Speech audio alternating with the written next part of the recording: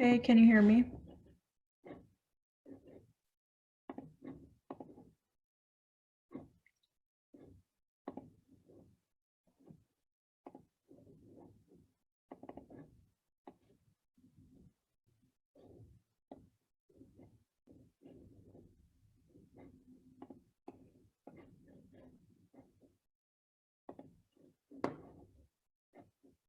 Response, not only from Congress and from the private sector, but of course, from our teachers, our education coaches, our administrators, and other school personnel, which is why we wanted to make sure to have this education-specific coronavirus teletown hall conference. We know all the amazing work that our educators are doing under this great hardship of distance learning and helping all these kids out who are at home with their parents and still trying to get a good education. The lack of devices in certain households and the amazing transition it takes. So we know there are many challenges. We're going to talk through many of them today. I did want to welcome our speakers first before going into my briefing. We are honored to have Dr. Deborah Pace on the line, Superintendent of the School District of Osceola County. We have State Representative Carlos G. Smith, District 49, East Orange County, Johanna López from Orange County Public Schools, our school board member from District 2 in the East Orange County area, Stephanie Yoakum, who is the president of the Polk Education Association. We appreciate our union's participation in this. My lovely wife, Amanda, who is a math and science coach here at Ventura Elementary at the School District of Osceola County. Thank you, honey, for being on the line. We also have some major leaders from the private sector, including Virginia Zegras, who is Vice President of Legislative Affairs at Charter, and Anais Carmona, Director of T-Mobile Federal Legislative Affairs. We appreciate you all being on. So first, let me start by giving a coronavirus briefing. Then we're going to hear from our experts on the distance learning and food assistance programs that I know are really, really helpful, and there's a lot of work to be done. First, Florida's, particularly including Central Florida's peak coronavirus outbreak date has been moved up as of 2 days ago to April 21st from May 3rd to May 9th. So we have less time, and we know we're going to get to the peak sooner than previously thought by CDC and other state officials. That means there's less time to ramp up. And as we see April 21st come and go, we'll see a plateau, and slowly but surely cases go down from there, according to healthcare experts. We have over 2,000 cases as it stands today in Central Florida, with the city of Orlando being the fourth highest rate of cases of COVID-19 in the state. Only 5% of our population has been tested. So we're really pushing to continue that as more tests come available, including the new Abbott test that takes mere minutes. Our state did qualify for getting those tests, so we'll see those shortly.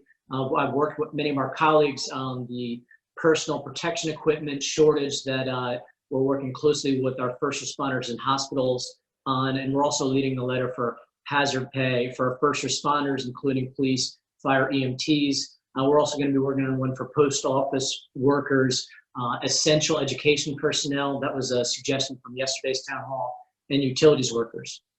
I wanted to take a few minutes to discuss the CARES Act, known as the Coronavirus Aid, Relief, and Economic Security Act. The CARES Act is a $2.2 trillion response and relief package. It is the largest relief package ever passed by Congress. There are a few provisions that I'm going to go over briefly that comprise the act before focusing mostly on our local share and on education issues. $1,200 checks will be issued to most Americans making $75,000 a year or less, with lesser checks going to folks who make up to $99,000 a year, plus $500 per child. Your average family of four making $150,000 or less in Central Florida should receive a check for up to $3,400. If you get it, your tax return or your Social Security benefits through direct deposit, you should see those direct deposits come in next week. For the rest of you who are getting your refunds or the 1% of Social Security beneficiaries who receive their checks via paper check, we encourage you to apply on the IRS portal to be able to update for requesting a direct deposit rather than a check. It could take weeks for paper checks to reach all Americans, so we're strongly encouraging that. We also passed a major new $600 per week unemployment benefit on the federal level for up to 4 months, including both workers who lost their jobs or had loss of hours, independent contractors, and any other workers in the gig economy. We know some part-time employees, unfortunately, had to get let go in some of our school districts, so hopefully this will be a big help to them. And that's in addition to the $275 state benefits for up to 12 weeks.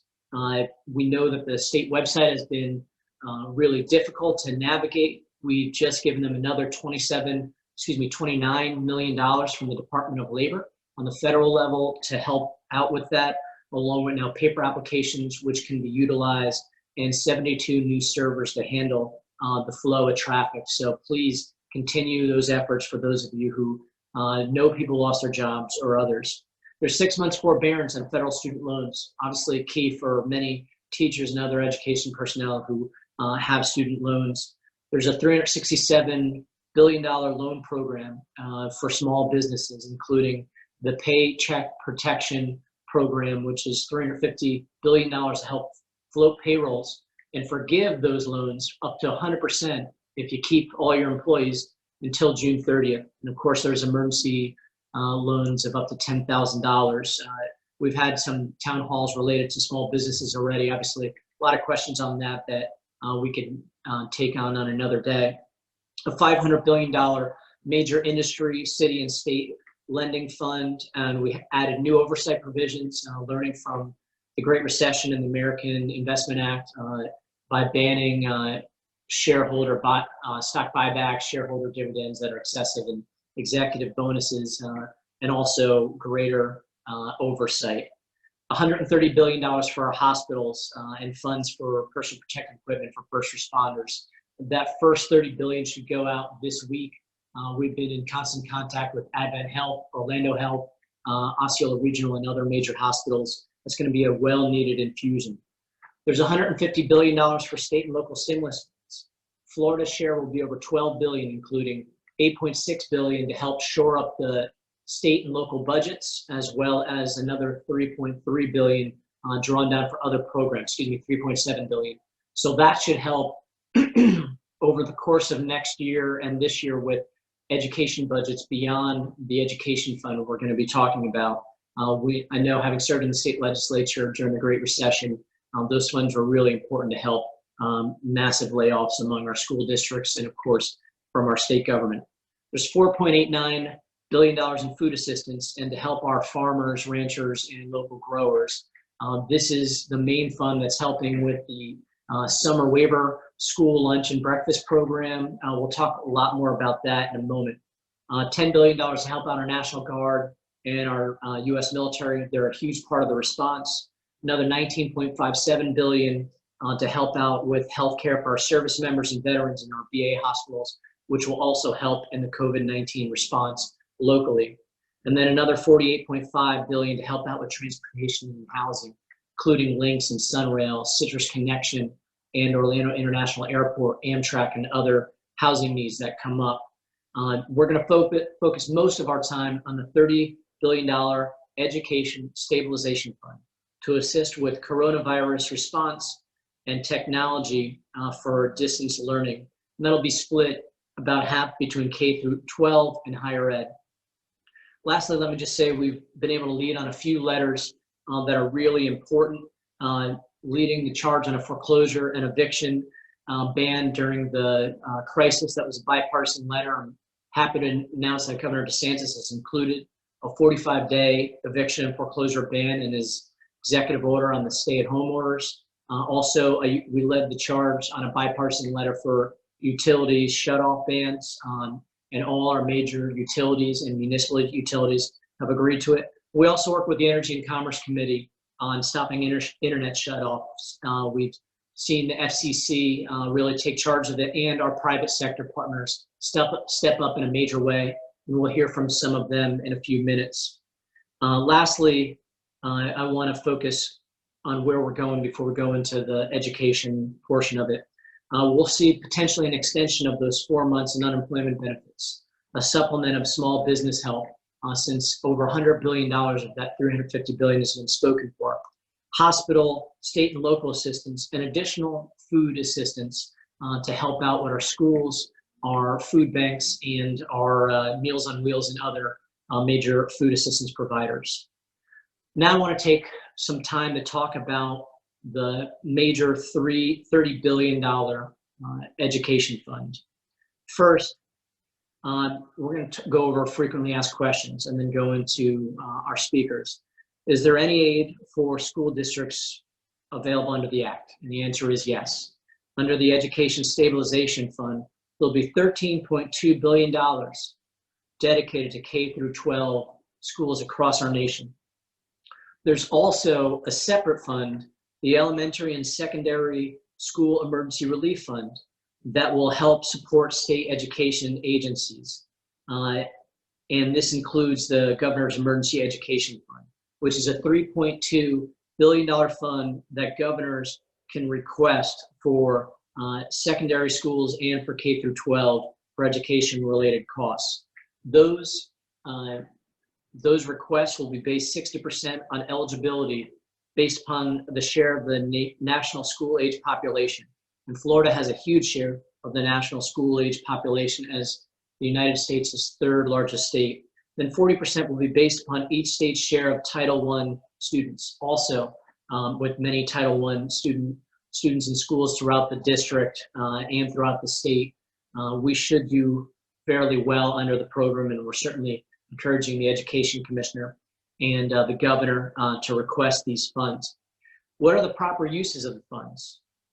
First, there are new flexibilities that allow schools to repurpose existing K through 12 education funds for technology infrastructure and teacher training and professional development on distance learning. I know there's a lot of technology upgrades and devices needed, as well as hotspots, and also many teachers who are learning how to transition to this new distance learning environment.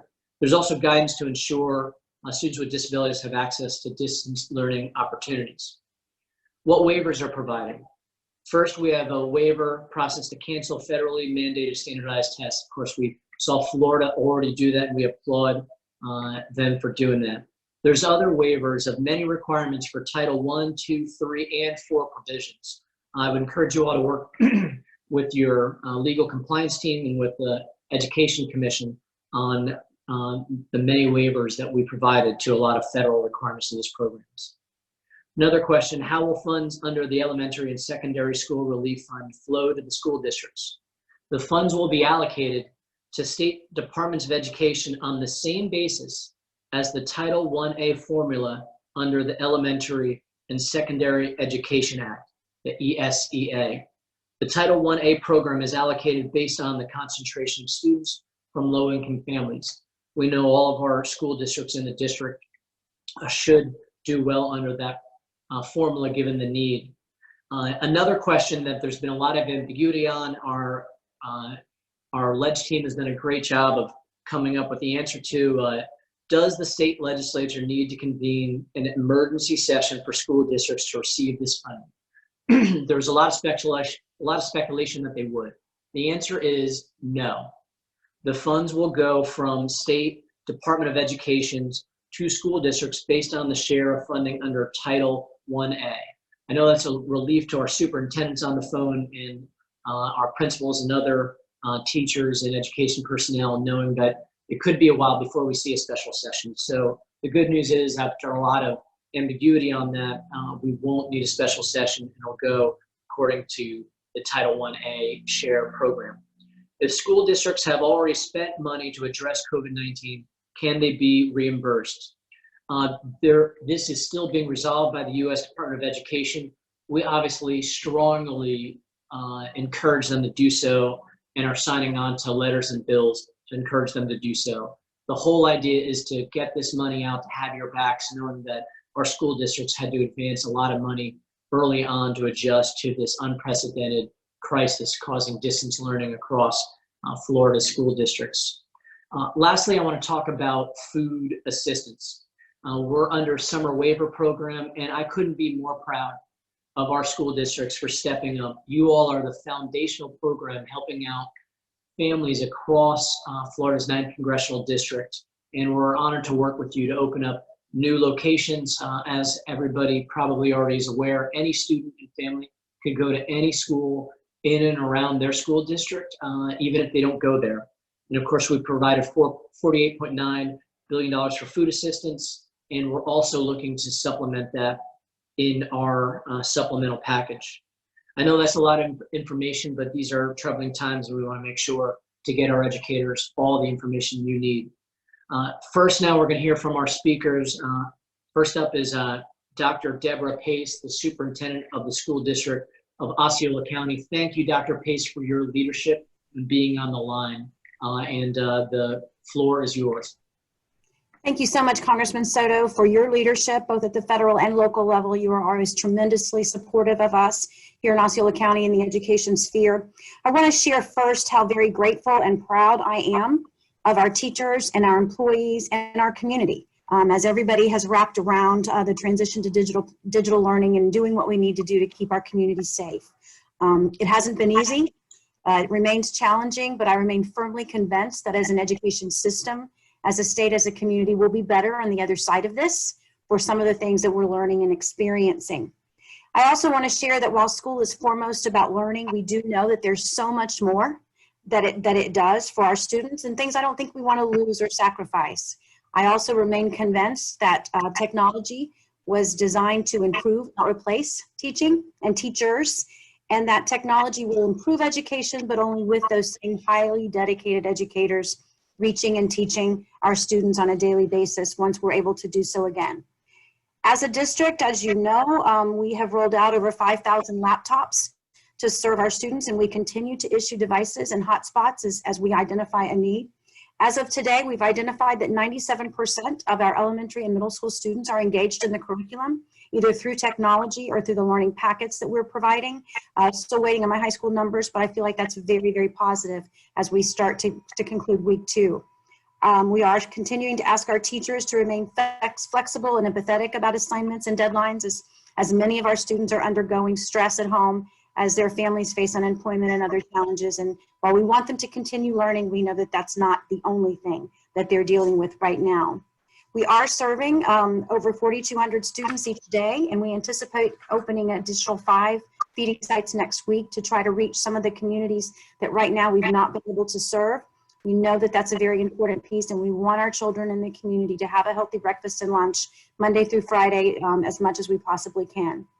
I will also share with you that we're super excited that we were able to work with our local community partner, Osceola Heritage Park, to designate some backup dates for graduation. So we're still hopeful that we can be back in school and have our graduation ceremonies at the end of May as currently planned, but we know that that may not yet be possible, and so we have dates the week of July the 6th, so that every one of our seniors and their families will get to celebrate that important, momentous journey that they've accomplished as a high school graduate. Again, we're determined to work together with you, with others in the community, to keep everyone safe while also continuing to promote learning, and we appreciate this opportunity today. Thank you, Dr. Pace, and we will continue to work with you to make sure that you have the technology, devices, and training for your teachers and other education personnel to help teach our kids. And we know, and I'm glad you mentioned it, the great disruption this has been to so many important milestones for our young people, like graduation, prom, even sporting events and plays and other things. So we will do our best as it's safe to ease up these stay-at-home restrictions. We think that may start as early as May. And so we're hopeful we'll be able to see those young people be able to have some sort of graduation, knowing how hard they work for it. Next, we're going to hear from State Representative Carlos Guillermo Smith. And thank you, Representative, for your leadership on behalf of students across Central Florida. Good afternoon, everyone, and thank you, Congressman Soto, for inviting me to join the call.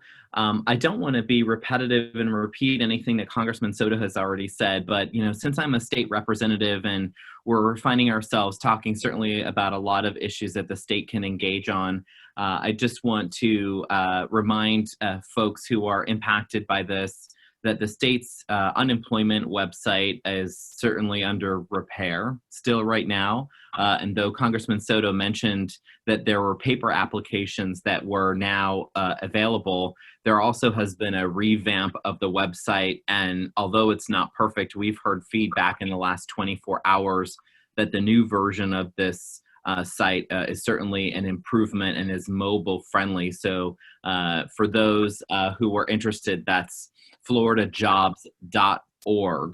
That they can go on to go ahead and try the new site to try to claim unemployment benefits. Now, what's interesting is from a state level perspective, our legislative session that we have every year in Tallahassee wrapped up around the same time that the pandemic was beginning to unfold across the state. We were scheduled to adjourn legislative session on Friday, March 13th. But we extended for a short period of time, came back and passed the budget on the 19th of March.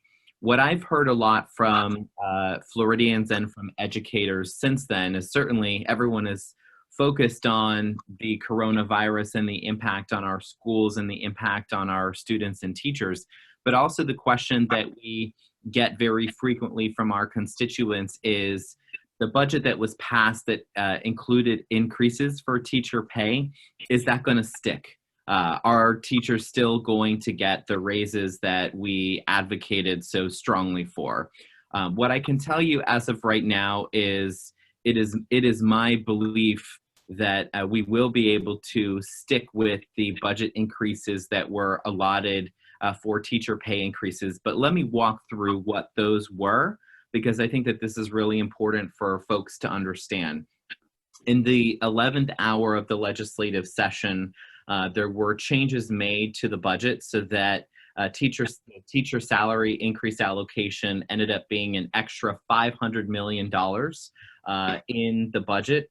And the way that that was written into the budget was as follows. It said that additional funds, school districts can use this to increase the minimum salaries of classroom teachers. 400 of the 500 million could be included for classroom teacher pay increases to at least $47,500 per year.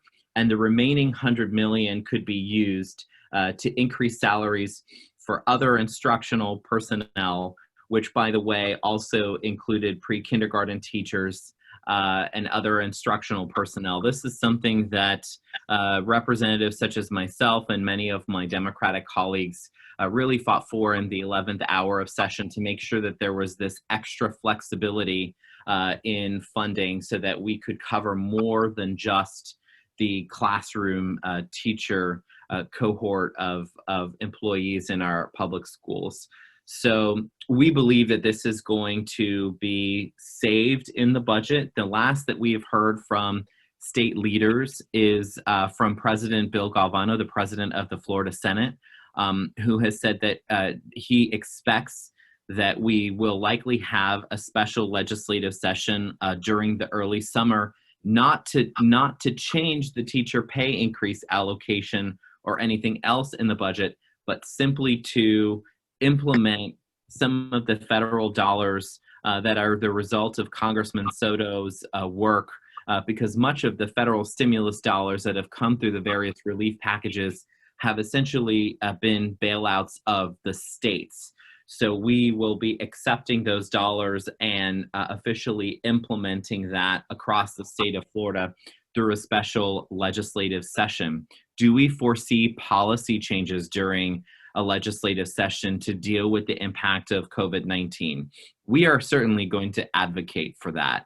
Some of the things that we have on our list of things that we're urging state lawmakers to consider during a special legislative session include being able to revise our state's unemployment benefits program. Currently, as many of you know, those of you who are directly impacted or those who have friends and family who are currently unemployed trying to seek benefits, you know that current state law says that you can get a maximum of $275 a week for a maximum of 12 weeks. That's as a result of a new law that was signed in 2011 by then Governor Rick Scott. We are advocating to revert our unemployment benefits law back to a maximum of 26 weeks instead of 12, and also increasing the amount that someone can benefit from for the state unemployment, the amount that they get weekly. We're also advocating certainly to make the pay on unemployment retroactive to the date that the person was laid off, as opposed to what it is now, which is the date that they have successfully applied for benefits. And we're also advocating to include gig economy workers and those who are self-employed to qualify for state unemployment benefits. To be clear, gig economy workers and folks who are self-employed do qualify for federal unemployment benefits, but not for state unemployment benefits, and we'd like to see that change.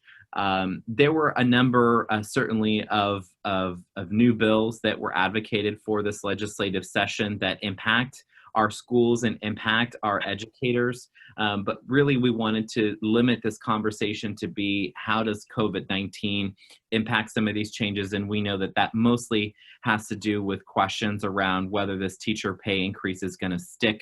And again, I'm going to say that I'm confident that the teacher pay increases that we fought hard for with many folks on this call to obtain is something that's going to stick.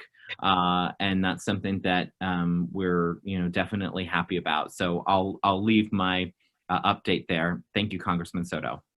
Representative, first, thanks for all your work on the unemployment website. I know you've been on that from the beginning, and having those 72 new servers and hopefully the 29 million that the state received will give you all the resources you need. You guys have been on the front line of helping out.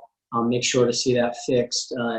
Secondly, I think you are spot on by looking at what bipartisan unemployment benefit victories we're able to get into the CARES Act as a blueprint for what to fight for in the state legislature, particularly as it relates to expanding it to at least 4 months, but up to 28 months, whatever you think you could get, and expanding to independent contractors in the gig economy. That makes perfect sense. And lastly, I just wanted to let you know, the crusade to raise teacher salaries was an important one that I was honored to be a part of, but it was unfinished business for me as we left the state legislature and got to serve in the Congress. So I couldn't be prouder of the work that you've done to help lead the charge to get a major part of this crusade done and into the budget. We know that minimum teacher salaries, whether it's $47,000, $500, or eventually $50,000, is a huge jump for a lot of teachers across the state. And I know you're continuing to work to help out a lot of teachers who are more senior, who will get some help now, and will continue that. With the $4.6 billion to help stabilize the budget for Florida, hopefully that will give you the resources you need. And there'll be an additional $3.7 billion from other programs that Florida expects to get. So for a total of over $8 billion, that's not including the money that'll go through the state to the local governments. That should give you some solid resources to work with as you fight to keep the gains that we're able to help secure. So thank you for that. Next, we're going to hear from Johanna López, our school board member from District 2 in Orange County. Ms. López, thank you so much for being on the line and for your perspective. Thank you. Thank you for the invitation.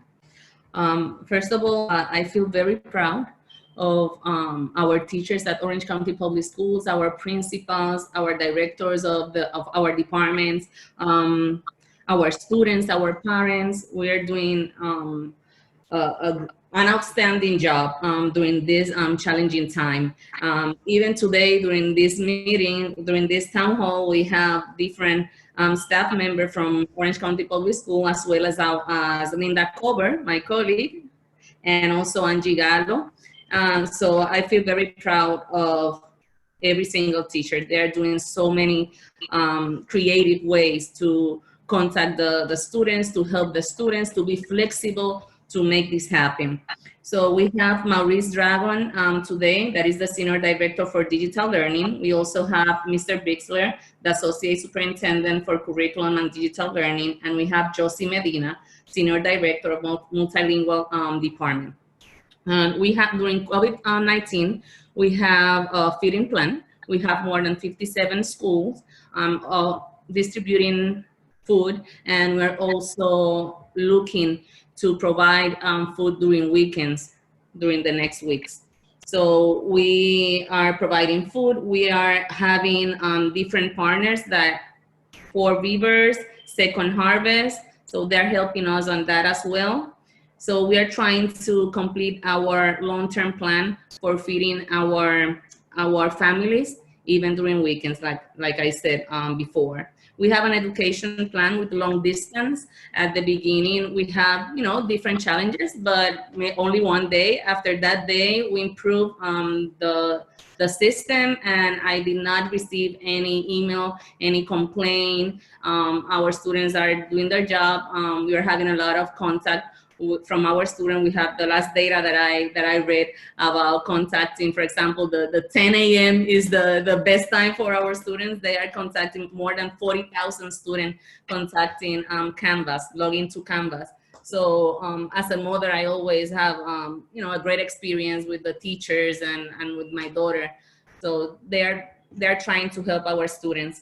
We also have a cleaning plan. Obviously, during COVID-19, this is very important. So we are taking care of that as well. We have a communication plan, so every employee can be informed of every single decision. And also we provide in our website frequent asked questions in Spanish and English. We are helping our families not only in English, but also in Spanish. We have great videos from the multilingual department in Spanish. So we have 43% Hispanic families. So we are providing the same information in their native language. Our superintendent is having open discussions with Governor DeSantis and also with the Secretary of Education, Corcoran. So we are on top every single time. Our school board members are having meetings weekly. We still have our school board meetings. We still have, we still representing our constituents. I'm gonna speak on behalf of myself as a school board. I'm trying to provide my email. I try to provide my phone number, even in social media, in TV. So if I receive any type of call, I try to make that bridge between, the school and the parents. Try to explain to them and educate them that they should have that communication with the teacher first, then with the principal, and if they don't have that communication, they can still email me and I can help them through the district. But I have great comments from parents, from teachers. Today, Wendy Doromal is not here with us because she is bargaining at the district because they're still in conversations to have more flexibility for teachers. So I would like to have Maurice Dragon in this conversation because he's the expert in distance learning. And I know that the community should know more about distance learning, how is our plan. And I think he's the right person to speak about this topic. Sure, we could give him a few minutes per your request. Do we want to, can we unmute him right now?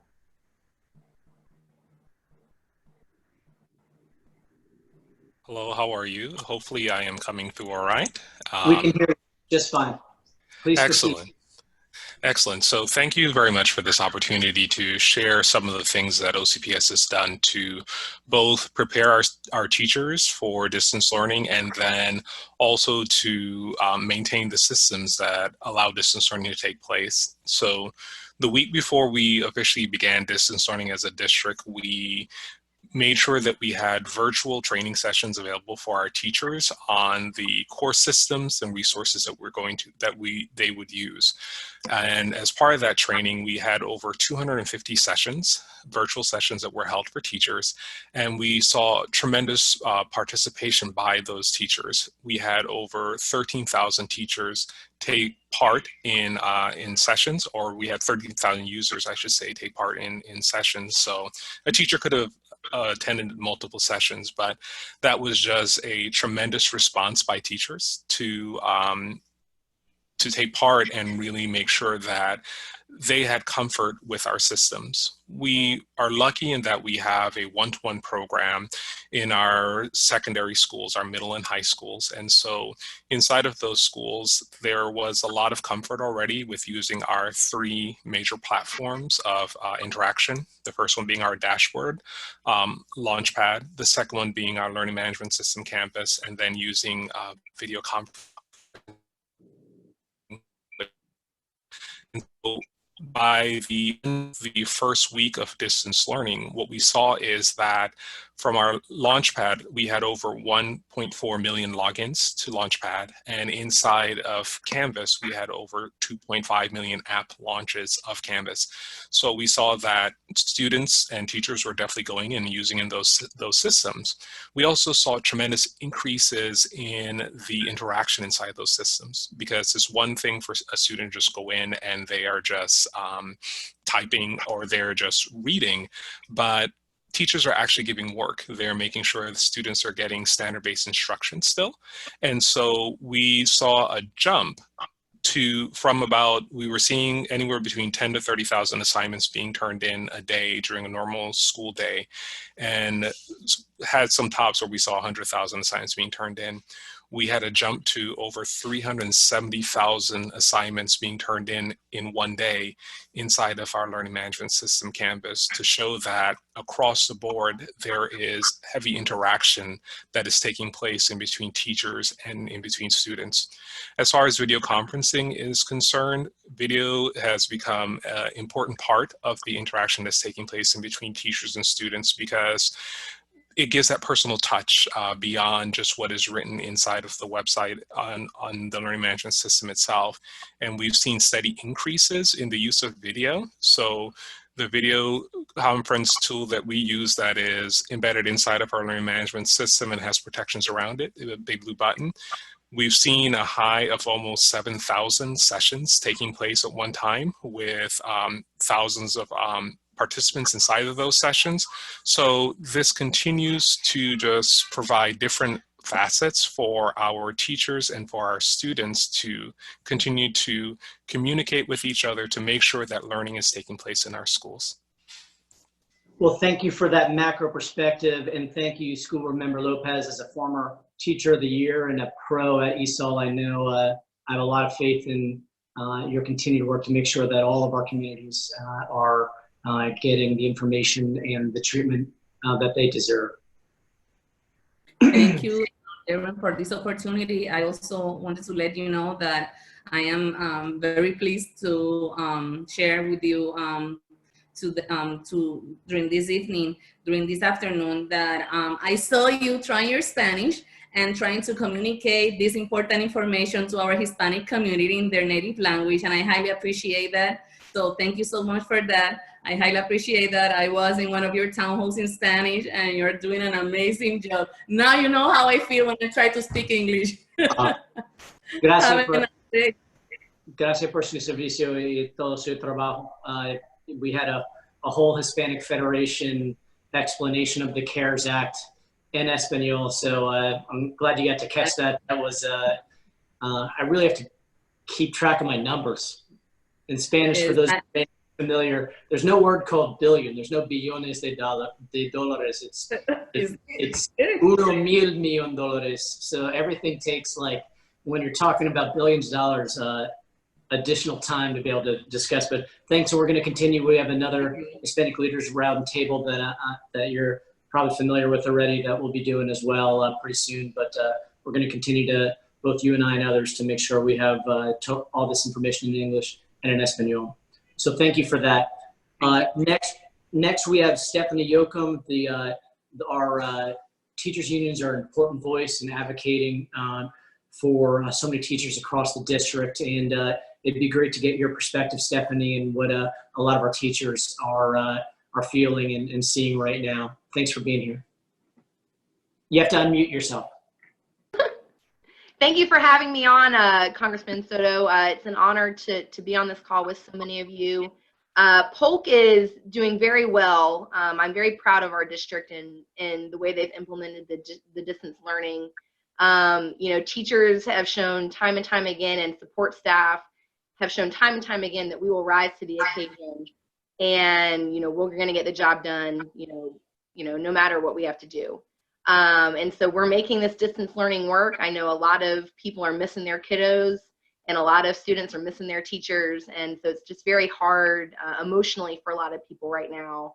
But they're trying their best to connect with their students and getting some sort of semblance of learning going on. And, we're very sensitive to the fact that, not everybody has the same opportunities with technology or access. And so, our motto is, grace and mercy right now with, our students, our staff, our admin, everybody is just doing their best to make this work. I know we haven't heard anything formally yet, but I would be very surprised if we go back to school before the end of May. So I think this is going to be our new normal for the rest of the school year. So Polk has done a fantastic job with distance learning, and hearing from Orange and Osceola and our state affiliate, Florida Education Association. I'm on a president's call every week, talking to local leaders across the state. We're all just trying to figure this out and bounce ideas off of each other. FEA has been instrumental in helping us at the local level get some consistency in districts, being able to share ideas and, what Polk's doing, what Orange is doing, what Osceola is doing, and across the state. We are currently we're finishing up week 2 of our distance learning, and people, I think, are finally getting into the groove of things.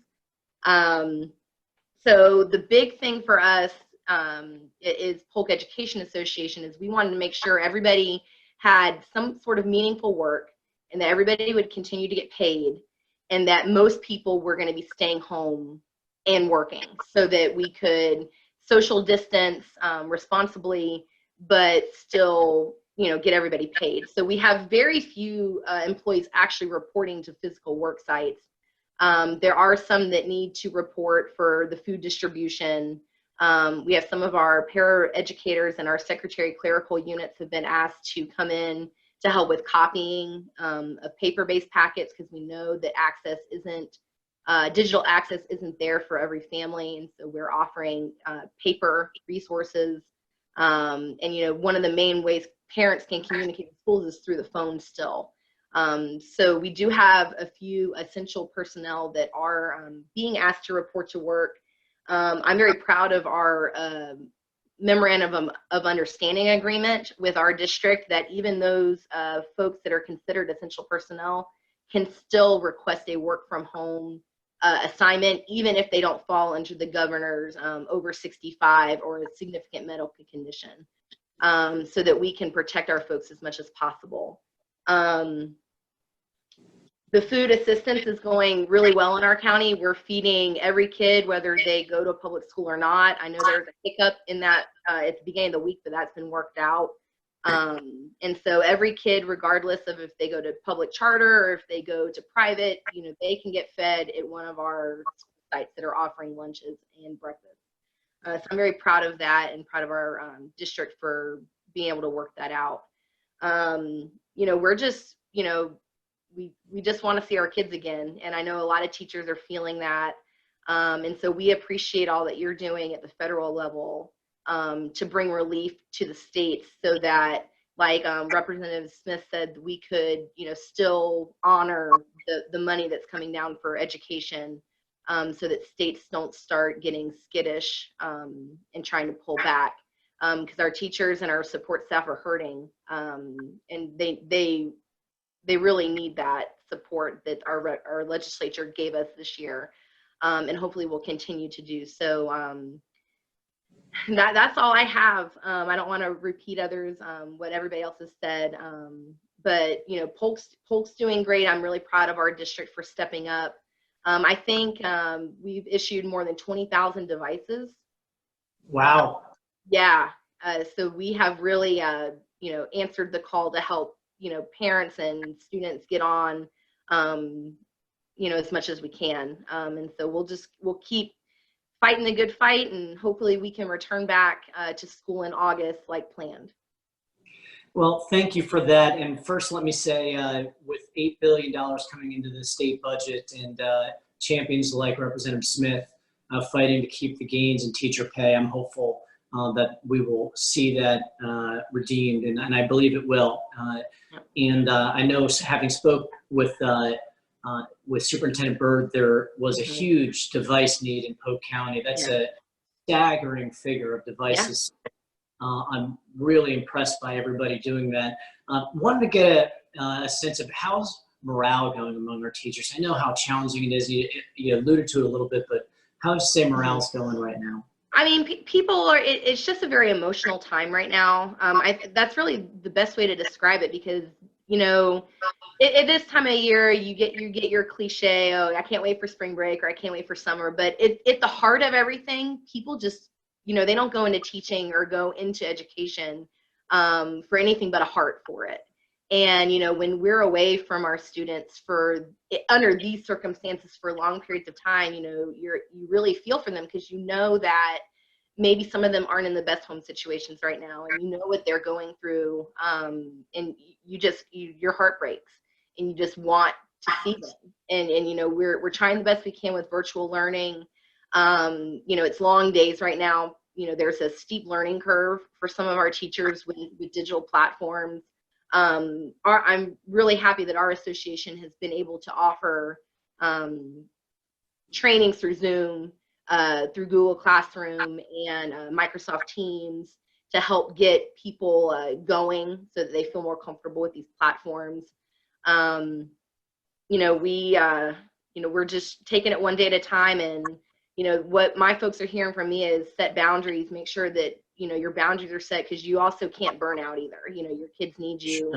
You know, you need to make sure that you're taking care of yourself and your family. And so I think creating that work-life balance when you're working from home is hard for a lot of people. And so, you know, hopefully as we get more, you know, more used to this, as we go into week 3 next week, people will start to really find that balance. But you know, they're working 14, 15-hour days, some of them right now, getting platforms up and contacting parents and making sure that students have what they need to be successful. You know, creating, you know, content to go onto digital platforms and making sure it all works. You know, we're teachers are some of the hardest workers, support staff are some of the hardest workers that, you know, I've ever met, and they just want it to be right, and they want it to be good for their kids. And so I think that over the next couple of weeks, it'll start to balance out. But right now they're working long hours. A lot's being demanded of them. And I'm proud of them. They're taking it in stride right now and just trying to do what's best for their kids. Well, thanks, Ms. Yoakum, and please give my thanks to all our teachers in Polk County. And of course, we extend that to both Orange and Osceola County.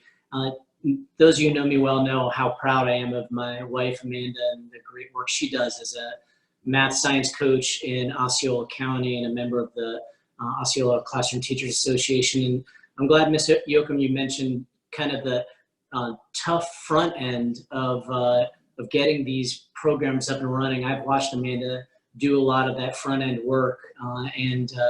So, honey, if you wouldn't mind talking about it, you know, the efforts you did over the last couple of weeks or last week or two to get systems up and running online, and what it's like in an average day of distance teaching and learning right now. And thanks for taking your time, honey. I appreciate it. Sure. So good afternoon, everyone.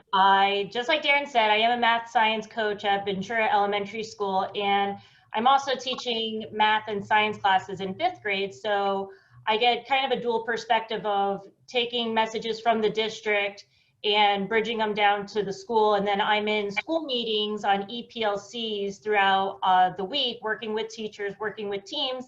Then I get the hand in working with the kids and the parents. And I have 4 points that I want to make today. The first one's patience, and patience is on everybody's front. As teachers, we know we need to be patient with our students and the circumstance that they're currently in, because it's not identical in every household. And like Dr. Pace said, we've handed out a ton of devices to our students, but just handing a device doesn't mean they are understanding how to get on. And we didn't teach them all these skills before they went on spring break to never come back. So it's not just the instruction, it's how do we teach young students from kindergarten to 5th grade to learn digitally when some of these students are learning to read for the first time. So really putting that perspective in your mind it's mind-blowing, quite frankly. And the patience piece ties into our work as teachers, and I'm going to say it for parents too. Us as teachers are learning as we go. We have an idea, we're going to try it out, we're going to see how the kids respond to it or they don't respond to it. And that's just where we're at right now. We're ending week 2. I can tell you my week 3 looks very different than week 1 and week 2. So just patience on everybody's part. The second point that I want to make is flexibility. We're adapting. I can't thank Osceola School District enough for making these continuing education plans that we're implementing, and that we're learning at how our students are best fit to give us answers. And then it comes back to the feedback part as a teacher. How do we provide feedback to what they're giving us? So just being very flexible as we learn what is the best mode, what is the best method. There's different items of technology coming on board all the time. Parents are realizing where their comfort level is and how to get us work and correspond with us. So just flexibility on everybody's part, because I really do, in my heart of hearts, everybody's trying their best. The third point I want to make is compassion. And everybody that's spoken has already alluded to this, but when I have a class meeting, it's checking in first. How are you? How do you feel? And the kids, they're lonely. They miss school. They miss their friends. It's not even like, I don't even have to solicit anything. I see in my chat, I miss my friends. I miss school. I want to play soccer. So really understanding and taking that on that, okay, we're dealing with a lot of social emotional concerns right now, that where is the balance? And like I've told Darren that my students know me well, that I do have a very serious persona and I want to push them and I want the best for them.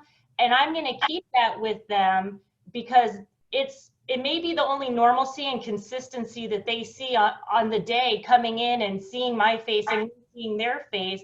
But in the big picture of it, there's no deadline. Sure, I'll give due dates to try to keep them on pace, but at the end of the day, I want them safe, I want them fed, I want them feeling okay, and I'm going to give them the best experience I can. And I know that's true in my school and through the district. The last point I want to make is feedback. We're taking feedback daily and by the minute. Before I got on this call, one of my students told me something about one of the forms that I created, and I had to go change a setting. So we're all learning. One of the great things that I can say as a math science coach is daily in Osceola County, we have a coffee talk that's upstanding Monday through Thursday, and we get to come together as coaches and talk about what's going good, what's not going good, who in the district may have other solutions or other ideas. And the feedback has really come to create such a strong community of sharing, which it's weird because we wouldn't have that before. We have coaches meetings once a month. Now we're seeing each other daily. We're forming stronger bonds, and the collaboration is just outstanding. And that's going down to the school level because now teachers are sharing different things. Grade levels are getting ideas from other grade levels. So the feedback's awesome. And for Osceola, I feel that they are taking our students' voices, our parents' voices, and our teachers' voices back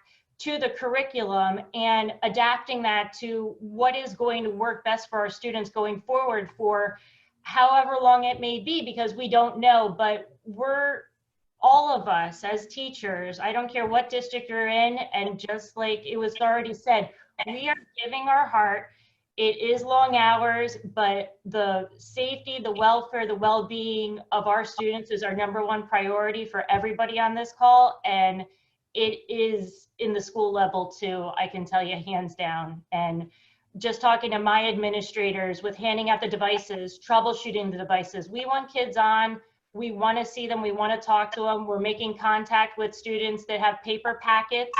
We're reaching out to their parents to see how can we get them answers and how can we provide them to support what they're learning, because parents aren't teachers and they've taken on a very different role in a very short amount of time too. So we're all in this together and it's a community effort. So thanks for everything everybody's doing, because it's making a difference. Thanks, honey, for your input. Love you. Proud of you. Next, we're going to go to, because the private sector's really been stepping up. We know how key internet access is during this distance learning time period, and Charter's one of the premier internet providers in Florida's 9th Congressional District. We're joined by Ms. Virginia Zegras from their VP of their Legislative Affairs Department, and someone I work with closely. Ms. Zegras, thank you for being on the call, and it'd be great to hear about the hotspot efforts. And I want to thank you before anything else about the great work you've done to expand these services to folks who otherwise couldn't afford them. Yeah, thank you. Thanks so much for having me.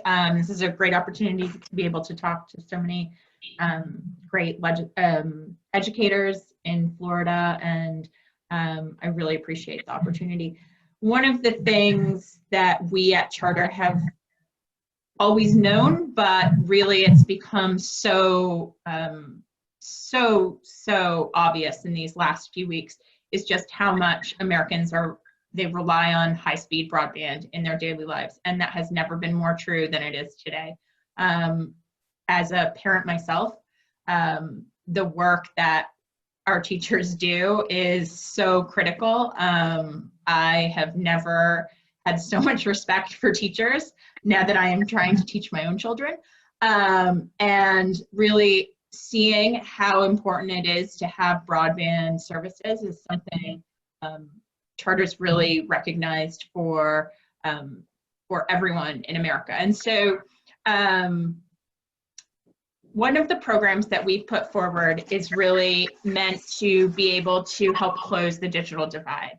So as a company, we really recognized that it was time for us to help ease the strain during this really challenging time. And so beginning on March 16th, we started offering a program for teachers and K-12 students and college students. So Charter is committed to offering for the following 60 days free spectrum internet up to 100 megabits per second. So very high speed internet, including in-home Wi-Fi to new subscriber households with teachers or with K-12 or college students. So this is 60 days of free service to those who do not have broadband currently. We've removed a lot of our restrictions in terms of, in the past we've had a program, Spectrum Internet Assist, which still exists. It's meant for senior citizens on Social Security or meant for children with free reduced school lunches. At Charter, we really realized the importance of, in this time, really offering something that we could very quickly expedite and get out to students and teachers. And so that's why we created that new eligibility requirement of teachers and K-12 students. This would allow for a free self-install kit to be sent directly to your home. And then we are still continuing to offer our Spectrum Internet Assist program for high-speed broadband for low costs to eligible low-income families. Our goal in offering these free internet services is really to help close the gap by connecting those students and educators who just don't have broadband access. And so we think that this has been a really successful way to help you as educators be able to connect to your students, be able to connect to those who really need assistance. And so that's really been for our closing the digital divide efforts. But for those of you who are existing Charter Spectrum customers, We've also wanted to make commitments to help those of you who are existing customers. So Charter pledged not to terminate services for residential or small business customers who face difficult economic circumstances related to the COVID-19 pandemic.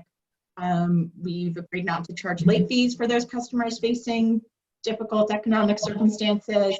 And we've opened up all of our Wi-Fi hotspots across our entire footprint for public use. So, whether you're a Charter Spectrum subscriber or not, all of our Wi-Fi hotspots are open for everyone. And same with our Spectrum News. I know in your district, we do have a Spectrum News outlet, and so they've opened up all of their websites to ensure that people have access to the news and information, regardless of whether you're a Spectrum subscriber or not. Not to mention donating airtime over 1,000 COVID-19 public service announcement spots per week on all of our Spectrum News networks and our digital video and streaming apps. So those are just some of the things that I think we've been doing to try to recognize that information is critical to folks in Central Florida, but also closing the digital divide is one of the tools that's going to be essential to help us get through this crisis as effectively and efficiently as possible. And so we do have enrollment information for the free 60-day broadband service. It was sent out with the invitation. There's a 1-800 number to enroll. So just to make it easy, and the enrollment is available in 200 languages. The flyer, we've shared it with a lot of different school boards, with PTAs, really trying to get the information out to students and families that may not be aware of the program, but may be in critical need of it. And so urge you to share it with your students and let us know how we can continue to be helpful in this big effort to really get to the other side of this pandemic. So thank you. Well, thank you, Ms. Segrist. And many people may not be as familiar with the name Charter, but they definitely know Spectrum here in Central Florida. That is a household name, and how many of our TVs start right on News 13, like our household in Kissimmee, Florida. And I know it is of great cost to the company to help do a lot of these things. Not only are we so thrilled and thankful, and you can see some of the fruits of those efforts here today with teachers and administrators and others talking about distance learning, but I'm committed to work with you on the Energy and Commerce Committee to help with financial assistance to telecommunications companies who stepped up, like Charter, in an amazing way. Without it, I don't know that we'd be able to reach nearly as many as the hundreds of thousands of students. So we're very grateful, and I'm committed to working with you on the committee to help recognize your part and make sure that you all and the rest of our telecommunications companies are financially stable after this difficult period. So we appreciate you. Thanks so much. We also have Ms. Anais Carmona, Director of T-Mobile Federal Legislative Affairs. Not only are our teachers, as my wife alluded to, talking through internet, but they're talking through their cell phones, and a lot of this is being done through that. And also many of our constituents, many of our students, the only device they have is a cell phone. So many of them are doing these assignments over cell phones that have accounts with great companies like T-Mobile. So thank you, Ms. Carmona, for being here, and we appreciate your company stepping up to help out in many ways as well with internet and cell phone service and other efforts. And we look forward to hearing those efforts as well. Yeah, and thank you so much, Congressman. It's truly a pleasure to be invited to be, amongst all of you. First of all, thank you so much to the teachers. I know you guys are right up there with health responders. I think that the education of our students is really critical, especially during this point. And as Amanda mentioned, their mental well-being, but also the future generations is super important. So what T-Mobile really did, which I'm really, really proud of, and we keep evolving as this crisis keeps evolving as well. We fully merged with Sprint on April 1st. So we have a wide range of customers that need our assistance, and we've been stepping up to the plate. Just to give you a couple of things that we've been doing to ensure our customers stay connected and our network is fully operational. We've actually borrowed a lot of spectrum and from multiple companies to make sure that we've effectively doubled our 600 megahertz capacity. So we have a very strong network available to be used.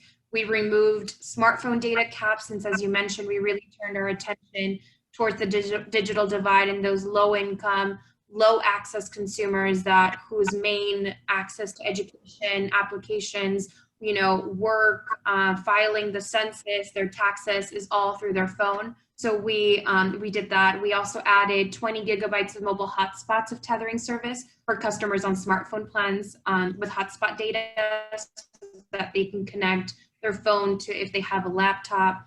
And we also launched T-Mobile Connect, which was supposed to be a program with the new T-Mobile ahead of schedule to help ensure everyone has affordable options to get and stay connected for $15 per month, which is half that of the price of our lowest smartphone plan. And we also teamed up with our Lifeline providers. So some of your students may be eligible for Lifeline programs, which means they get subsidized cell phone service with data up to 5 gigabytes per month through May 13th. And then we've also increased data allowance for free to schools and students using our Empower ED digital learning programs to ensure all of our students and teachers have access to at least gigabytes of data per month on their phones. And we've implemented free international calling to landlines, in many cases mobile, which are abroad. And also all of our offers and same programs apply to Puerto Rico. So I know your district has a lot of family and a lot of students that go back and forth to Puerto Rico. So that's also something that I wanted to highlight. And we've also ensured that we're not terminating any kind of service or late fees are not imposed on residential and small business customers who experience financial hardship. So we're very cognizant of that. And we've expanded our highly discounted educational learning services, which is T-Mobile Distance Learning Program, which is available to public schools throughout the country. I think we've connected over 400,000 students thus far, and this is not something that is new to T-Mobile. We've been doing this through our partnerships with K through 12 school districts around the US, but especially now we've even provided significantly reduced data plans with unlimited connectivity and content filling for schools. So as we also sent on the invite, we have a couple of the distance learning program solutions available, which include hotspots and devices for students and staff that have no device, Data Connect, which is hotspot only plans. We have Mobile Connect, which is if you need a service or a tablet. And we also have SIM Connects, which is if you have a phone, regardless of what company it's on, and you need cellular enabled content and cellular enabled accessibility to be able to do that.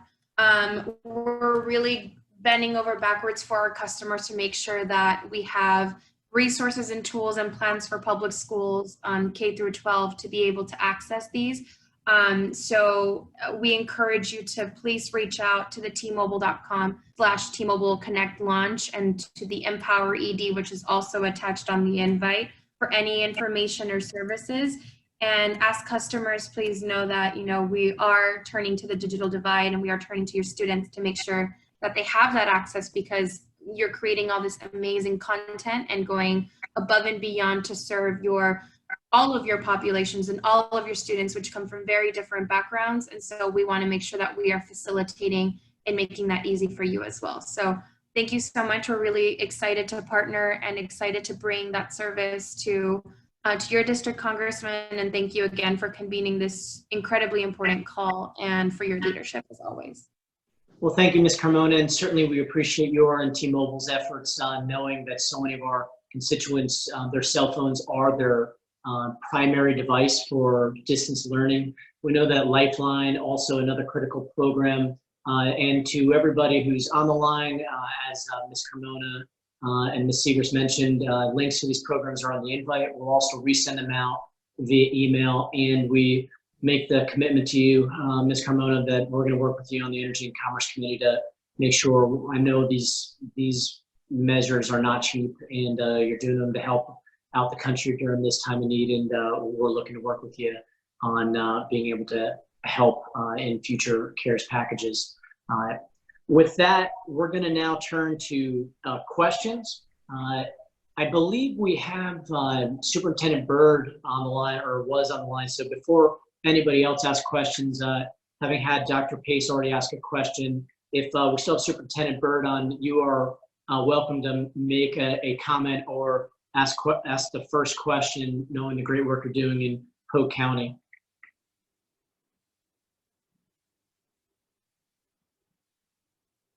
She might have had to get off the call. Okay, Shayla, let's go into the question portion of the town hall to answer some questions from our listeners. Definitely. And as a reminder to everyone to unmute yourself, press *6 if you've dialed by phone, or you can unmute yourself by going to the top right-hand corner of your video screen and pressing unmute. If you have any technical difficulty, feel free to reach out on the bottom corner of your on the bottom of your screen. You'll see a chat box, and you can send me a message directly or to our staff if you have any questions or if you're having any technical difficulty. So whoever wants to ask a question can go ahead and unmute themselves. Anyone? We have a few minutes, so please, anybody who has a question or even a comment who was not one of our speakers, you're welcome to do so. I believe we have, oh, please proceed. Oh, I'm sorry. Hi, Congressman Soto. This is Angie Gallo. I'm a school board member in Orange County for District 1. And I just have a question about, as we move forward, I know that we're all concentrating on the current learning that's happening across the state, and I just want to echo the comments made by my member Johanna López, that our teachers are doing an amazing job. But as we look forward, you know, we're already starting to have the conversation surrounding recovery and what it looks like when students re-enter into our schools, and trying to bridge the gap that this convoy-19 has caused. And we've seen some alarming data that just came out today about how steep the slide will be concerning COVID-19. So I didn't know if there's been any discussions in Congress about the next care package, what it will include for education, and will we be looking at, as students re-enter school possibly in the fall, if not sooner, what kind of funding we might receive? Thank you, School Board Member Gallo. That's a great question. Right now, we're looking at an interim package before we even get to CARES 2.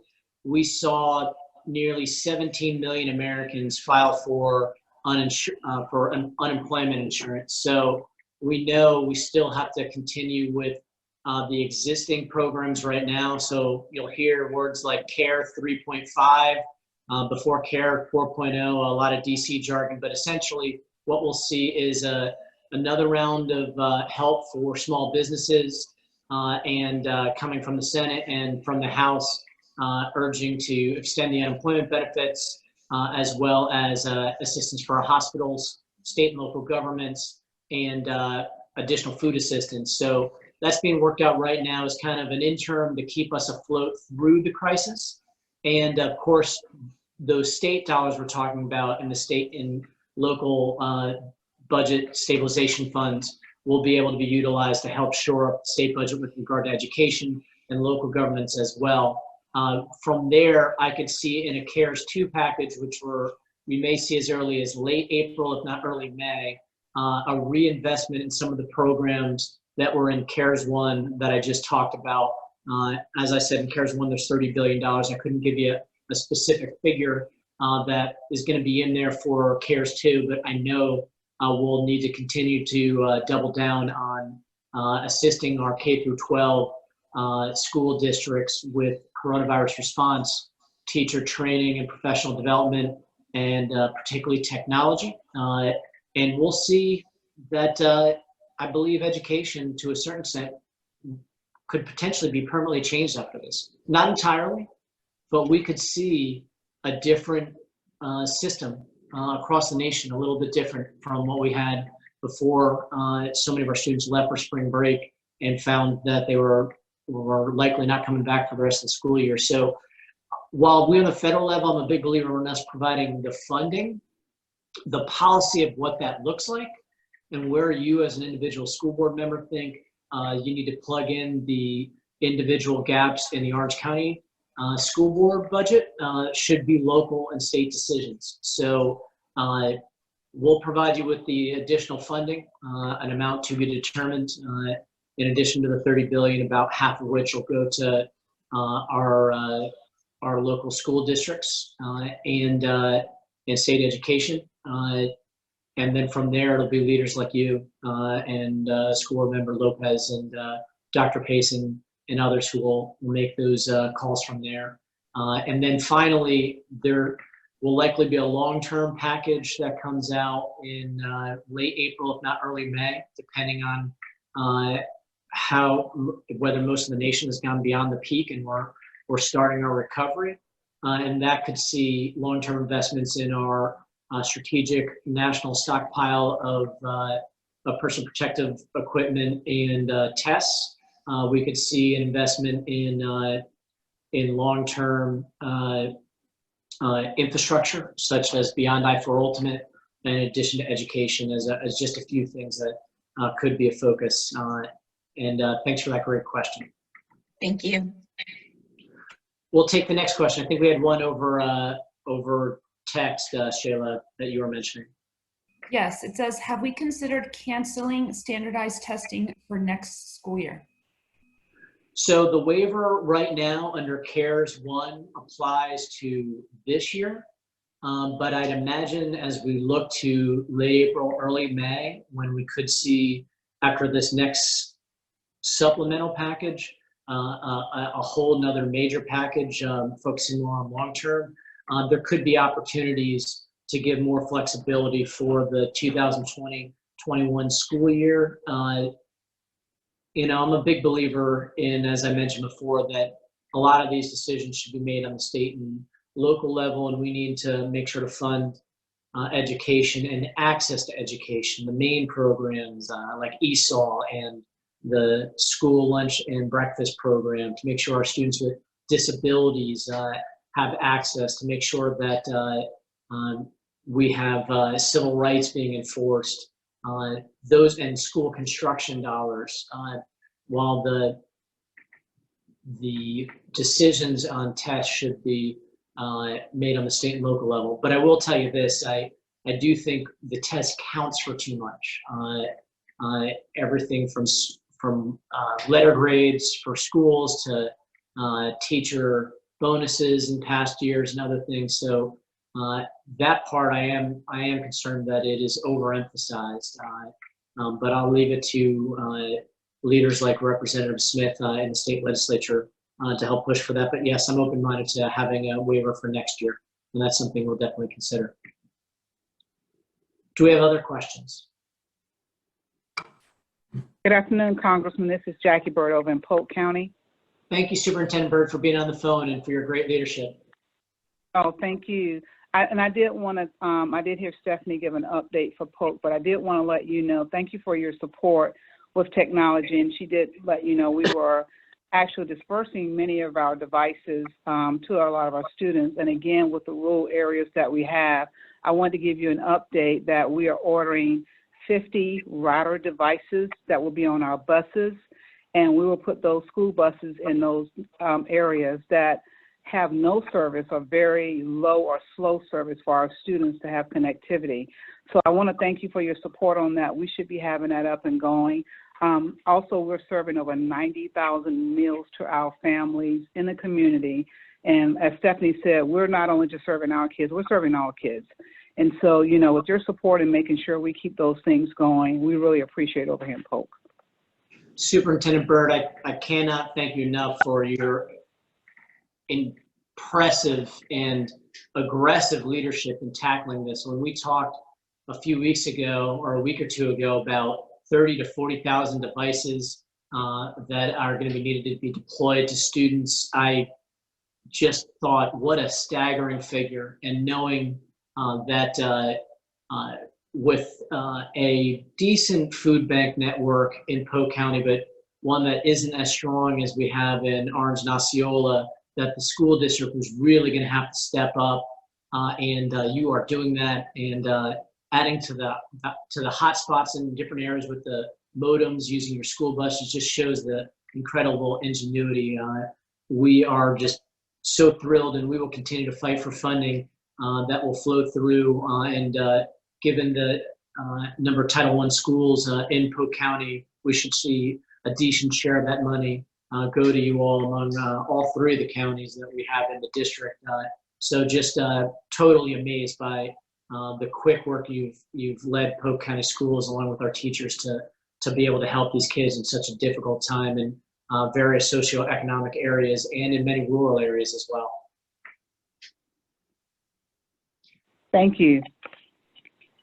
Good afternoon, Congressman Soto. This is Board Member Colbert in Orange County. Thank you for this forum to ask questions of you. I do have a question regarding the federal funds that will be coming from the federal government. Following the hurricanes in Puerto Rico, we had an influx of about 3,000 students from Puerto Rico coming in with their fellow U.S. citizens. And you and Congresswoman Murphy were instrumental in providing some relief funds from the federal government. However, nearly half of those funds were taken by the State Department of Education. What can we do to ensure that the funds that are coming for relief from the CARES bill will go directly to the school districts? Thank you, School Member Cover, and appreciate your leadership. I will reach out to Congresswoman Murphy today. We've traditionally led on different issues related to the huge diaspora of my fellow Puerto Ricans here in Central Florida and Orange County, stepping up big time to help out after Hurricane Maria. We appreciate your leadership on that. So we will, I'll have my staff write that down, and we'll get back to you this week because traditionally we've had Congresswoman Murphy lead on that specific issue as we delegate different issues to various members of the delegation. But we need to make sure, since this will go directly to our school districts now rather than through the state legislature, the Education Stabilization Fund, that we in CARES 2 can recognize some of these school districts who've accepted a lot of new students based upon national disasters or even COVID hotspot cases. I would imagine you have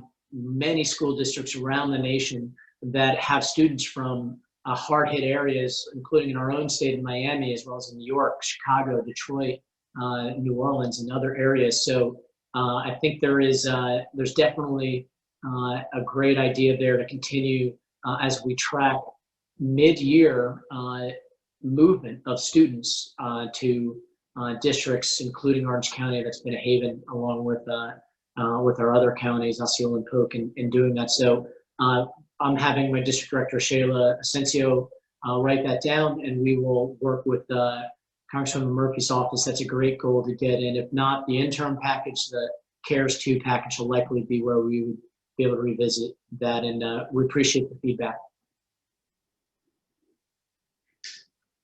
I believe we have time for one or two more questions, so please feel free. Anybody on the phone or on Zoom who would like to ask a question.